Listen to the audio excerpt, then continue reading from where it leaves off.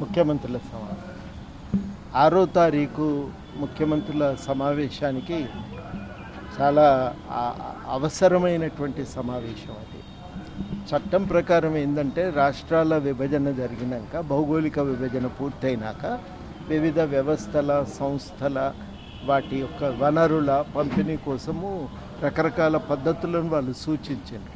ఆ పద్ధతుల ప్రకారం ఈ విభజన అనేది జరగాల్సిందే, కానీ జరగలేదు.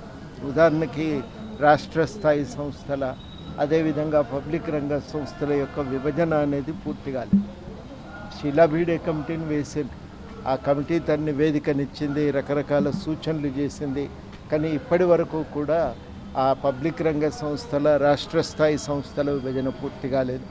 అదేవిధంగా చట్టం ప్రకారం రాష్ట్ర స్థాయి శాఖల్లో హెడ్ ఆఫ్ ది డిపార్ట్మెంట్లో ఉన్న వాళ్లకు మాత్రం ఉద్యోగుల విభజన మాత్రమే సాధ్యమవుతుంది. జిల్లా జోనల్ స్థాయి ఉద్యోగుల్లో పంపిణీకి అవకాశం అనేది లేనే లేదు. పంపిణీ లేకపోయినా ఆంధ్రప్రదేశ్ వెళ్ళాలనుకునేటువంటి ఉద్యోగులు వెళ్ళటానికి అవకాశం లేదు. అట్లాగే ఆంధ్రలో చిక్కుకుపోయిన తెలంగాణ ఉద్యోగులు ఇక్కడికి రావడానికి అవకాశం లేకుండా పోయింది. ఆ విభజన ముఖ్యమంత్రుల సమావేశం ద్వారా మాత్రమే సాధ్యమవుతుందని కమల్నాథ్ కమిటీ సూచన చేసింది. కృష్ణా జలాల విభజన కూడా పెండింగ్లోనే ఉన్నది. ఇట్లా అదేవిధంగా భద్రాచలంలో సరిహద్దులకు సంబంధించి సమస్యలు ఉన్నాయి, అవి కూడా పరిష్కారం కావాల్సిన అవసరం ఉంది. ఈ చర్చ ముఖ్యమంత్రులు సమావేశం అయితే తప్ప ఇది చర్చ జరగదు, పరిష్కారం కాదు. ఈ సమస్యలన్నీ వారు అక్కడ చర్చిస్తారని, ఓ పరిష్కారాన్ని వెతుకుతారని చెప్పి నేను ఆశిస్తున్నా.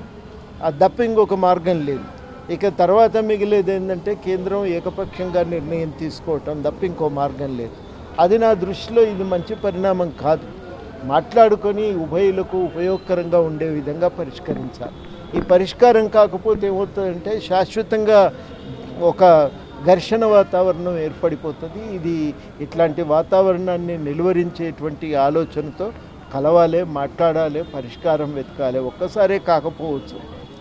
కాకపోతే స్థూలంగా ఒక అంగీకారం కుదిరితే అధికారులు మళ్ళీ సమావేశమై ఆ సమస్యల పరిష్కారానికి పూనుకోవచ్చు.